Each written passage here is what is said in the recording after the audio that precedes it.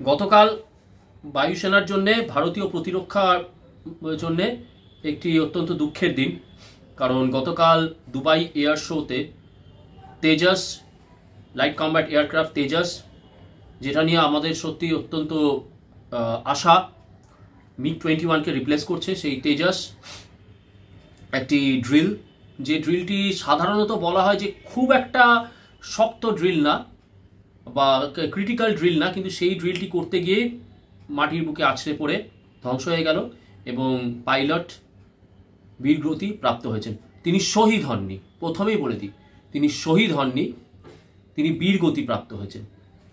তো সেইখানে যে এটা একটা যুদ্ধক্ষেত্র নয়, এয়ার শো, এবং এইরকম এয়ার শো এখান থেকে কিন্তু বিভিন্ন দেশ প্রতিরক্ষার জন্যে এই এয়ার শোগুলি দেখে প্লেন বলুন, মিসাইলস বলুন, আমরা অলরেডি দেখেছি যে এই দুবাইতে ব্রহ্মসের চাহিদা তুঙ্গে অপারেশন সিঁদুরের পরে। তো সেই এটা হচ্ছে একটা টাইপের বলতে পারেন যে ওই এক্সপো হয় না, ওরকমই। তো এটা তো কোনো যুদ্ধের জায়গা না, তো সেখানে একটা এরকম প্লেন ক্র্যাশ করেছে দুর্ভাগ্যজনকভাবে। টেকনিক্যাল ফল্ট কি স্যাবোটাজ সে বিষয়ে পরে আসি। সেখানে আমাদের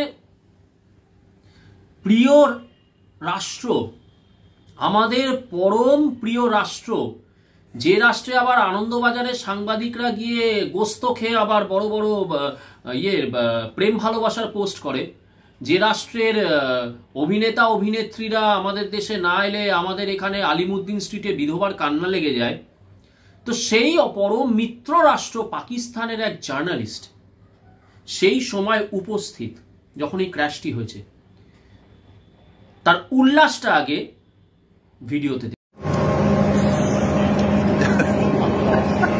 अल्लाह की तरफ से अल्लाह ने देखो आज हमें भेज रहा था। नाजरीन, ये तेजा गिर गया है। ब्रेकिंग न्यूज, ये तेजा जहाज इंडिया का ये फ्लाई कर रहा था और आते गिर गया, जिसका कल तेल गिर रहा था। তো ভিডিওটা দেখলেন,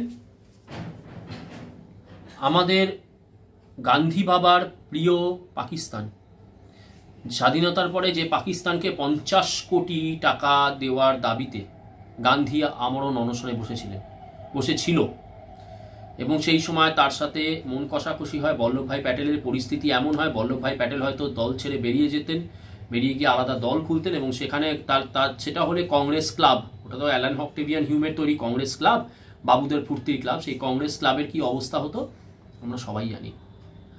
তো সেই গান্ধী বাবার প্রিয় পাকিস্তান, রাহুল গান্ধীর প্রিয় পাকিস্তান, অখিলেশ যাদবের প্রিয় পাকিস্তান, দক্ষিণের যত আছে স্ট্যালিন, ম্যালিন, হ্যালিন, তাদের প্রিয় পাকিস্তান, মমতা বন্দ্যোপাধ্যায়ের প্রিয় পাকিস্তান, কারণ মমতা বন্দ্যোপাধ্যায়কে নিয়ে পাকিস্তানের পার্লামেন্টে মমতা বন্দ্যোপাধ্যায়ের এক্সাম্পল দেওয়া হয়। তো এই সমস্ত, আর তাছাড়া তো আছে আলিমুদ্দিনের যে মুজাহিদদের যে অবৈধ সন্তান, তাদের প্রিয় পাকিস্তানের জার্নালিস্টের আনন্দটা দেখুন। আল্লাহ কি মেহরবানি হাম শহীদ হোনে সে বাঁচ গয়ে। কোন লেভেলের মকরি, আল্লাহর দোয়া যে আমরা শহীদ হইনি। কেন? তাহলে তেজাস গিয়ে আমাদেরকে এয়ার স্ট্রাইক করতো। এরপরে পাকিস্তানের মিডিয়ার তরফ থেকে আমাদেরকে অ্যাডভাইস দেওয়া হচ্ছে যে আমাদের তেজাস নাকি সবুজ সিঙ্গারা, আমাদের নাকি পাইলটদের প্রপার ট্রেনিং হয় না। পাকিস্তানের পাইলটরা তো সব টপ গানে গিয়ে, হ্যাঁ, তারা ট্রেনিং নেয়। টপ গান কিন্তু কেবল সিনেমা না, সেটা একটা ট্রেনিং ইনস্টিটিউট যেখানে বেস্ট অফ দ্য বেস্ট তারা শেখে। তো পাকিস্তানের পাইলটরা তো গিয়ে টপ গানে ট্রেনিং নিয়েছে, এবং তারপরে অপারেশন সিঁদুরের সময় কীরকম ধপাস ধপাস করে তাদের প্লেনগুলো মাটিতে পড়েছে সেটাও আমরা দেখেছি। এছাড়া আছে যে ইস্ট পাকিস্তান, যেটাকে আপনারা বাংলাদেশ বলেন, আমি বলবো পূর্ব পাকিস্তান। সেই পূর্ব পাকিস্তান, যে পূর্ব পাকিস্তানের রাহিল, আব্দুল, জামিল, কুদ্দুস, ইউনুস, যারা এখান থেকে চলে যাচ্ছে বলে মমতা বন্দ্যোপাধ্যায় ভোট বাঁচাও কেন্দ্র শুরু করেছে SIR-কে কাউন্টার করতে, সেখানকার বাংলাদেশিরা ট্রোল করে ভরিয়ে দিচ্ছে, যাদের নিজেদের হয়তো একটা স্টিমার বানাবারও ক্ষমতা নেই। কয়েক বছর আগে কলকাতায় এই আমাদের এখানে গঙ্গায় বাংলাদেশের একটা স্টিমার, মানে শ্যালো ওয়াটার যেটা বলি, সেখানে বাংলাদেশের স্টিমার আটকে গেছিল, সেটাকেও রিকভার করা বা সেটার থেকে যে জিনিসগুলো বেঁচে আছে সেগুলোকে স্যালভেজ করার ক্ষমতা ওই বাংলাদেশি ওই ইস্ট পাকিস্তানিদের নেই। সেই জন্যে ভারতের সহায়তা নিতে হয়েছিল। তো তারাও ট্রোল করে যাচ্ছে আমাদেরকে, যে কি উল্লাসটা দেখুন যে এটা, আবারও বলছি, এটা তো যুদ্ধের জায়গা ছিল না, এটা একটা কাইন্ড অফ এক্সপো। অলরেডি আমাদের ব্রহ্মস নিয়ে চাহিদা তুঙ্গে। তো এই যে বাংলাদেশিরা কুদ্দুস, আব্দুস, ইউনুস, ফুদ্দুস, তো তোমাদেরকে বলি যে তোমরা যে এত নিজেদের দেখাচ্ছ, আমরা যদি এখনো আমরা তোমাদের প্রতি কি বলবো দয়াবান, মানবিকতার খাতিরে এখনো পর্যন্ত আমাদের যে পণ্য সামগ্রীর ট্রাকগুলো আছে তোমাদের বর্ডারের দিক থেকে মুখটা ঘুরিয়ে নিনি। তোমরা একটা পাতি ইলিশ মাছ না দিলে, হ্যাঁ জানি তোমাদের একটা পাতি ইলিশ মাছ না দিলে আমাদের পশ্চিমবঙ্গের যে তথাকথিত বাঙালি, লাত খেয়ে ওপার থেকে আসা বাঙালি, তাদের হায় হায় হায় হায় রব উঠে যায়। কিন্তু তোমাদের একটা পাতি পদ্মার ইলিশ না এলে আমাদের কিছু এসে যায় না, উল্টে তোমাদের ইকোনমির 12টা বেজে যায়। ওই জন্য কি তোমরা কি করেছো, এবছর ভারতে ইলিশ পাঠাচ্ছ এবং এত বেশি দাম হয়ে গেছে তোমাদের, এই যে বাংলাদেশি যারা আমাদেরকে এত লেকচার দিচ্ছে আমরা এই করতে হয় না, তোমাদের একটা ইলিশ মাছ কেনার ক্ষমতা নেই। পাকিস্তানের কথা তো ছেড়ে দিলাম, আটার দাম 200 কেজি, টমেটোর দাম এত কেজি অত কেজি। পাকিস্তানের নায়িকা ভিডিওতে কাঁদতে কাঁদতে বলে যে আমি ভারতীয় ইউনিটের সাথে বিদেশে শুটিং করতে গেলাম, ভারতীয় ইউনিট বেরিয়ে গেল, আর যেই দেখলো আমার পাসপোর্টে পাকিস্তানি, 2-3 ঘন্টা ধরে আমার জেরা হলো কেবল। এই তো হচ্ছে তোমাদের অকাত। যখন অপারেশন সিঁদুর হচ্ছে আমরা দেখেছি আসিফ মুনির, তারপরে ওদের যে ওই প্রধানমন্ত্রী, ওই জেহাদি মন্ত্রী, কি কান্নাকাটি, ট্রাম্পের হাত পা ধরা, মানে বাঁচাও আমাদেরকে বাঁচাও। তো এই যে তেজসকে নিয়ে আমাদের এখানেও শুরু হয়ে গেছে, কিন্তু আমাদের এখানেও শুরু হয়ে গেছে যে এটা নাকি আমাদের মুখ পোড়ালো, এই করলো হ্যানা করলো। 24 বছরের ইতিহাসে এটা 2য় নম্বর ক্র্যাশ।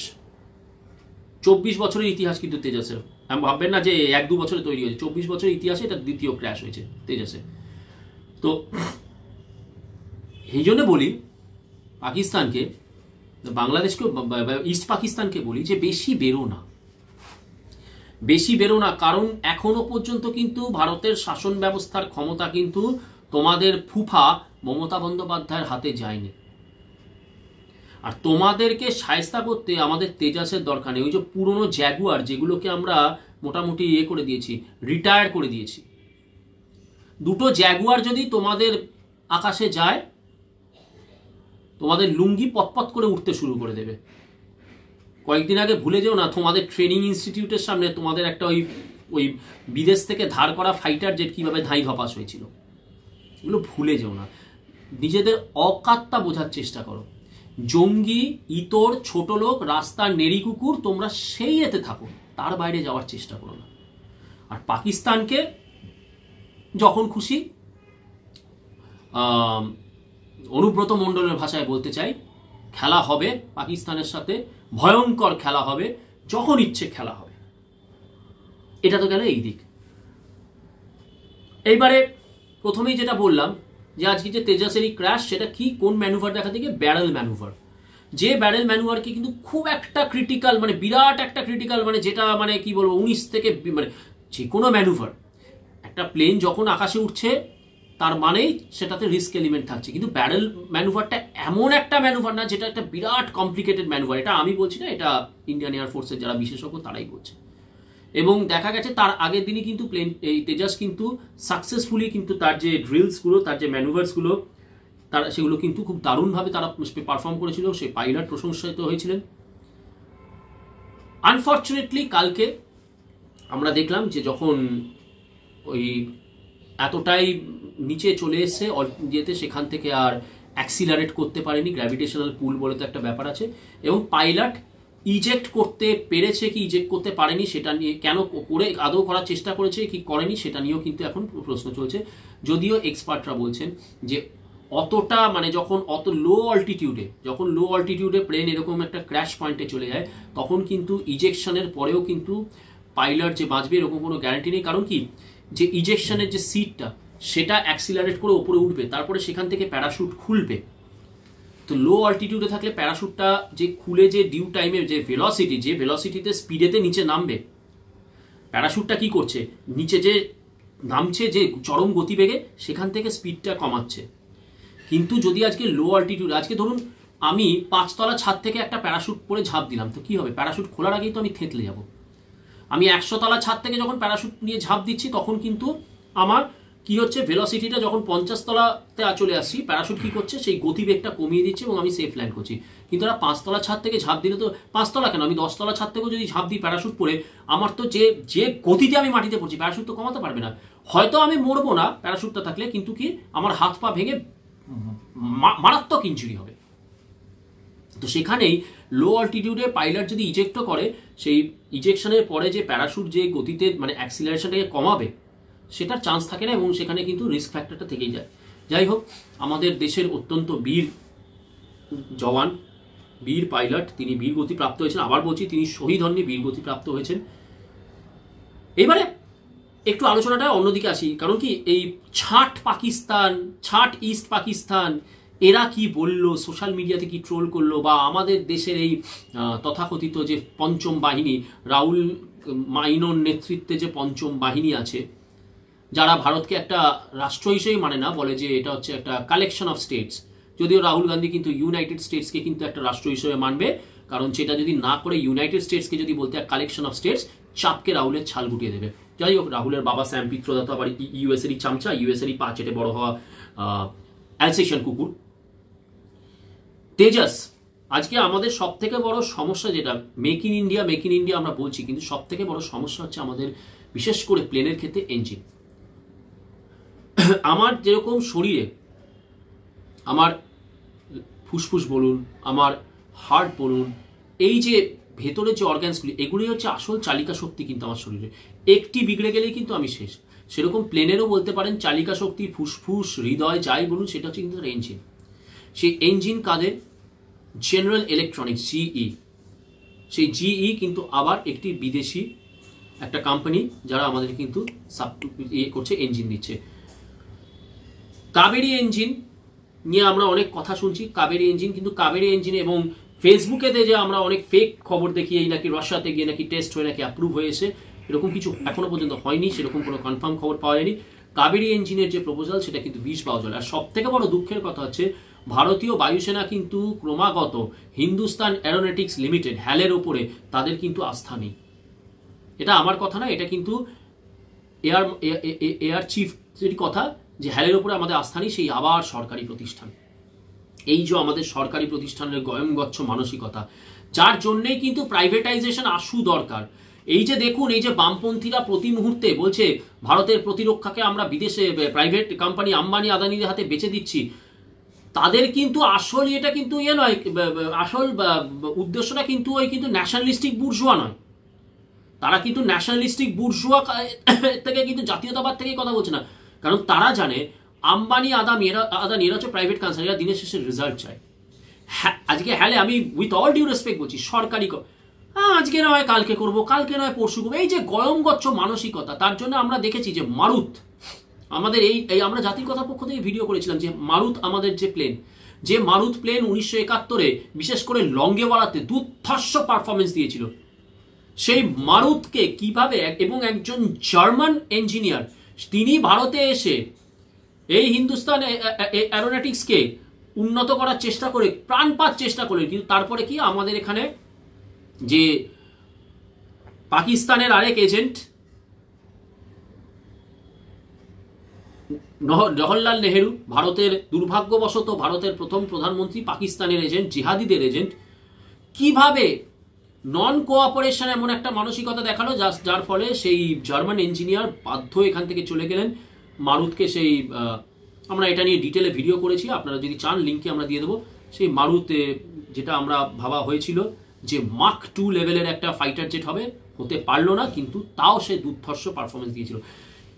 তারপরের থেকেই দেখেছি যে এই যে সরকারি প্রতিষ্ঠানগুলিকে কোনোভাবেই রিভ্যাম্প করার, সরকারি প্রতিষ্ঠানগুলির মধ্যে যে একটা কাজ করার যে আর্জেন্সি, যেখানে তারা ডিফেন্সের জিনিসপত্র, সামরিক জিনিস, বিশেষ করে তাদের এই হচ্ছে প্লেন, এই নিয়ে কাজ করছে। আজকে ভাবুন, স্বাধীনতার পরে এখনো পর্যন্ত আমরা একটা ইঞ্জিন তৈরি করতে পারিনি, যার জন্য আমাদেরকে আজকে নির্ভর করতে হচ্ছে কি জি ইলেকট্রনিক্সের উপরে, রোলস রয়েসের উপরে, ইত্যাদি ইত্যাদি। এবং কি গ্যারান্টি নেই যে আজকে সব থেকে বড় কথা হচ্ছে, ভারতের এখন সব থেকে বড় শত্রু হয়ে উঠছে কে? আমেরিকা। আজকে আমেরিকা কি দেখছে, বাবা ব্রহ্মসের এত ডিমান্ড, ব্রহ্মস মিসাইলের এত ডিমান্ড, তাহলে আমার যে টমহক আছে, আমার যে এত এত ক্রুজ মিসাইল, ব্যালিস্টিক মিসাইল, এগুলো তাহলে আমি কারণ দিনের শেষে কি, দিনের শেষে আমেরিকা ভারতকে মাঝে এত তেল মারতো এই কারণে, সামরিক অস্ত্রের জন্য, তেলের জন্য তেল, এইসবের মানে তেলের জন্য তেল এবং অস্ত্র শস্ত্র কিনবো সেই জন্যই তেল। এবং আনফর্চুনেটলি আমাদের এখানকার আমরা তথাকথিত এই যারা হিন্দুত্ববাদী তারা ট্রাম্পকে আমাদের বাবা বানিয়ে ফেলেছিলাম। তো আজকে কিন্তু এই দাবি উড়িয়ে দেওয়া যায় না যে আজকে আমেরিকা যখন দেখছে যে না এই যে তেজাস যদি একটা এক্সাম্পলারি পারফরমেন্স দিত, এবং অ্যাকচুয়ালি তেজাসের টার্গেটটা কি, আফ্রিকান দেশগুলি এবং মিডল ইস্টের কিছু দেশ যারা হয়তো আজকে সুইডিশ সাবগ্রিপেন বলুন, হর্নেট বলুন, বা রাফায়েল বলুন, বা সুখোই, মানে এই যে সমস্ত দামি মানে হাই যেসব মানে কি বলবো, মানে একদম মানে 5th জেনারেশন 4th জেনারেশন যে স্টেলথ বা ইত্যাদি এই সমস্ত প্লেন, মানে এগুলো কেনার হয়তো তাদের অবস্থা নেই, তাদেরকে টার্গেট করছিল। আইএএফ কি করছিল, তেজাস এর মার্কেটটা তাদের জন্য খুলে দেওয়ার চেষ্টা করছিল। এবারে আজকে কালকে যখন এই ঘটনা ঘটে গেল, স্বাভাবিকভাবেই যে দেশগুলি ওই আফ্রিকান দেশগুলি বা মিডল ইস্টের যে দেশগুলি আজকে তেজাসের ব্যাপারে ইন্টারেস্ট দেখাচ্ছিল তারা ভয় পেয়ে যাবে। তাহলে এখানে আজকে আমেরিকা যে জিই জেনারেল ইলেকট্রনিক্সকে একটু পিছন থেকে কাঠি করে দিল না, এটা তো বলা যে এই সম্ভাবনা তো উড়িয়ে দেওয়া যায় না। এবারে আপনারা বলবেন যে একটা প্লেন তো ওড়ার আগে তো বারবার করে চেক করা হয়, তো সেই যে চেকিং এর সময় দেখুন আমাদের একটা কথা আছে, when money talks bullshit walks। তো পয়সা দিলে ষাঁড়ের বিষটাও হাঁটতে শুরু করে, এরকম একটা প্রবাদ। তো আজকে পয়সা দিয়ে সেই চেকিংটাকেও যে স্যাবোটাইজ করে দেওয়া যায় না, এটা তো আমরা উড়িয়ে দিতে পারি না। এবং এটা আমি বলছি না, কালকে কিন্তু এখানে বসে কিন্তু যে এনএসসি কমান্ডো, প্রাক্তন এনএসসি কমান্ডো, তিনিও কিন্তু বলছেন, ডিফেন্সে সবাই কিন্তু বলছে যে একটা স্যাবোটাইজ কিন্তু হতেই পারে। তো আজকে এইগুলিকে রোখার জন্য একটু আগে যেটা বলছিলাম যে প্রাইভেটাইজেশন, আজকে বামপন্থীদের এত মাথা খারাপ কেন প্রাইভেটাইজেশন নিয়ে, কারণ তারা জানে যে আম্বানি, আদানি বা প্রাইভেট এই কোম্পানিও তারা দিনের শেষে রেজাল্ট চাইবে, এবং সেখানে যারা চাকরি করে তারা জানে যে আমি যদি রেজাল্ট না দিতে পারি আমার জায়গা কিন্তু এখানে পাকা নয়। তো সেই জন্য এবং সেটা কেবল নয়, প্রাইভেট কোম্পানিতে হচ্ছে কি তুমি পারফর্ম করলে তুমি প্রমোশন পাবে। তো সেখানে যারা এই রিসার্চ R&D আর প্রাইভেট এই অর্গানাইজেশনগুলো R&D ডিপার্টমেন্ট হচ্ছে সব থেকে গুরুত্বপূর্ণ জায়গা। তো এই R&Dতে যারা আছে তারা একটা কম্পিটিটিভ মাইন্ডসেট থাকবে যে আমি যদি ভালো কাজ করতে পারি আমার আরও ইনক্রিমেন্ট হবে, আমার আরও প্রমোশন হবে। তো সেখানে কি হবে, সেখানে কাজটা ত্বরান্বিত হবে এবং কোয়ালিটির দিকে 100% নজর দেওয়া হবে। কারণ কি, কোনো প্রাইভেট কনসার্নে যখন একটা জিনিস তৈরি হচ্ছে সেটা যদি খারাপ হয়ে বেরোয়, তখন কি পুরো কোম্পানির মুখ পুড়বে, আম্বানির মুখ পুড়বে, আদানির মুখ পুড়বে, ইত্যাদি যারা আছে তাদের মুখ পুড়বে। সেই জন্য কি সেখানে মার্জিন অফ এরার হচ্ছে বেয়ার মিনিমাম। এটা কি বামপন্থীরা ভয় পায় যে আজকে যদি প্রাইভেটাইজেশন হয়ে যায়, প্রতিরক্ষা যদি একদম পুরোপুরি প্রাইভেটের হাতে চলে, আজকে হ্যালের হাত থেকে নিয়ে যদি এটাই যদি আজকে প্রাইভেটে দিয়ে দেয়, বাবা এই দেশ তো আরো শক্তিশালী হয়ে উঠবে। অথচ দেখুন যে বামপন্থীরা আজকে প্রাইভেটাইজেশন নিয়ে এত করে, বুদ্ধদেব ভট্টাচার্যকে কোন হাসপাতালে রাখা হয়েছিল, প্রাইভেট হাসপাতালে রাখা হয়েছিল। জ্যোতি বোসকে কোন হাসপাতালে রাখা হয়েছিল, প্রাইভেট হাসপাতালে রাখা হয়েছিল। এই যে বামপন্থী নেতাদের হাঁচি কাশি পেট খারাপ হলে তারা কোন হাসপাতালে যায়, প্রাইভেট হাসপাতালে যায়। কেবল বামপন্থী বলে না, আজকে তৃণমূলে তো তাদের দোষর, তৃণমূল বলে তো বেসরকারিকরণ, তাদের যে এরা যখন অসুস্থ হয় কোন হাসপাতালে যায়, প্রাইভেট হাসপাতালেই যায়। যদিও এসএসকেএমটা এখন তাদের বাপের সম্পত্তি, কিন্তু SSKM is as good if not better than private hospitals. তো সেই জন্যে বেসরকারিকরণ প্রতিরক্ষা খাতে যে যারা বাধা দিচ্ছে, বুঝবেন তারা কিন্তু আসলে দেশের শত্রু, এনিমি অফ দ্য স্টেট। তো এই যে আজকে এই যে তেজাস নিয়ে যে ঘটনাটা ঘটলো, অবশ্যই অত্যন্ত দুঃখের ব্যাপার। এটা নিয়ে অবশ্যই আমাদের করা উচিত, গভীরে গিয়ে তদন্তে নামা উচিত। এবং বারবার করেই আমি ভারত সরকারকে বলবো যে আজকে যে এই যে কাবেরী ইঞ্জিন, এত বছর ধরে কাবেরী ইঞ্জিন শুনছি, ভারতের নিজস্ব দেশীয় প্রযুক্তিতে তৈরি ইঞ্জিন, এটা কেন দরকার? এখানে আরেকটা কথা বলি, এই যে S-400কে আমরা সুদর্শন চক্র বলি, কিন্তু আপনারা যদি খোঁজ নেন দেখবেন S-400 এর রাশিয়া ইউক্রেনের যে যুদ্ধ, সেইখানে কিন্তু S-400 এর পারফরমেন্স কিন্তু অ্যাভারেজ। ইউক্রেনের যে উন্নত মানের যে ড্রোন, বিদেশ মানে থেকে আমেরিকা থেকে বা নেটো দেশগুলি থেকে পাওয়া যে ড্রোন, অত্যন্ত পাওয়ারফুল ড্রোন, থেকে সেই ড্রোনগুলি কিন্তু আটকাতে পারেনি S-400 মানে অ্যাভারেজ পারফরমেন্স, কিন্তু সেই S-400-এ কিন্তু ভারতে অপারেশন সিঁদুরের সময় পাকিস্তানের প্রতিটি ড্রোনকে নির্ভুলভাবে, একদম নির্ভুলভাবে কিন্তু আটকে দিয়েছে। কেন? সেই S-400-এ আমরা কি লাগিয়েছি? আকাশ মিসাইল মডিফিকেশন হয়েছে। সেই S-400-কে আমরা দেশীয় প্রযুক্তিতে মডিফিকেশন করেছি, আকাশ মিসাইল লাগিয়েছি, এবং তার সাথে আমরা কি করেছি? আধুনিক রেডার সিস্টেম, আমাদের দেশীয় প্রযুক্তির রেডিয়াস রেডার সিস্টেম এবং দেশীয় প্রযুক্তিতে তৈরি আকাশ মিসাইল, সেগুলো দিয়ে আমরা S-400-কে আমরা মডিফাই করেছি নিজেদের মতন করে, যার জন্য কিন্তু নির্ভুল নিশানা।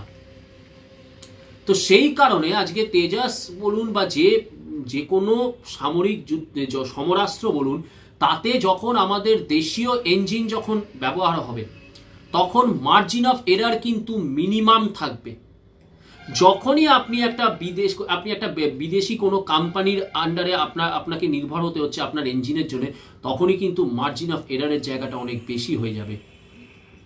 তো এর বেশি আর এই ভিডিও দীর্ঘায়িত করব না, কেবল একটাই কথা বলার, যে আজকে পাকিস্তান বা বাংলাদেশ যারা এইভাবে করছে, তাদের একটাই ভাবা উচিত যে পৃথিবীর যে প্রকৃত ইসলামিক রাষ্ট্র, যারা নিজেদেরকে পিওর মুসলিম বলে, পিওর মুসলিম ব্লাড বলে, সৌদি আরব বলুন বা ইউনাইটেড আরব এমিরেটস, মানে ওই মিডল ইস্ট, তোমরা যখন হজ করতে যাও, ভারত থেকে মুসলমান যাও, পাকিস্তান থেকে মুসলমান যাও বা বাংলাদেশ থেকে মুসলমান যাও, তোমাদেরকে কি নোংরাভাবে ট্রিট করা হয় সেই মুসলমান রাষ্ট্রগুলিতেই, সেটা কিন্তু বারংবার উঠে এসেছে। কারণ তোমাদেরকে বলা হয় দূষিত, তোমরা ডাইলিউটেড, তোমরা আসলে মুসলমান নাও, তোমরা হচ্ছে ওই কনভার্টেড। বাস্তবে তো তাই হয়েছে, কারণ ভারতীয় মহাদেশে তো মুসলমান ছিল না, যা হয়েছে সবই কনভার্টেড, সবই ডাইলিউটেড। শুনতে খারাপ লাগলে, আমার এগেনস্টে কমিউনিটি স্ট্যান্ডার্ড ভায়োলেশন দিলে বা আমার এগেনস্টে কমপ্লেন করে, এটা বাস্তব। সপ্তম শতাব্দীর বিন কাসেম আসার আগে তো ভারত তো পুরোপুরি সনাতনী ছিল। তো সেই জন্যেই যারা এসেছে, যারা এখানে এ করে, তারা কিন্তু এই একই কথা বলে যে মিডল ইস্টের যারা মুসলমান, তারা বলে যে না না, তোমরা তো মুসলমান, তোমরা তো ডাইলিউটেড, তোমরা তো কনভার্টেড। ঠিক যেরকম এখান থেকে মুসলমানরা যখন পাকিস্তানে গেছিল, তাদেরকে মুহাজির বলে লাথি মেরে তাড়িয়ে দেওয়া হয়েছিল। তো এই জন্য বলছি, একবার নিজেদের পরিস্থিতিটা ভাববে, কাঁচের ঘরের থেকে ঢিল মারতে যেও না। আর বাংলাদেশকে একটাই কথা বলি, যে তোমাদের জন্য তো বললাম, তো আমাদের ওই রাফায়েল তেজাস কোনোটাই দরকার নেই, দুটো জাগুয়ার গেলেই কিন্তু দুরন্ত লুঙ্গির এই লেগেছে পাক, এই বন বন বন বন ছন্দে ছন্দে বাংলাদেশের রং কিন্তু বদলে যাবে। ভারত মাতা কি জয়, বন্দে মাতরম।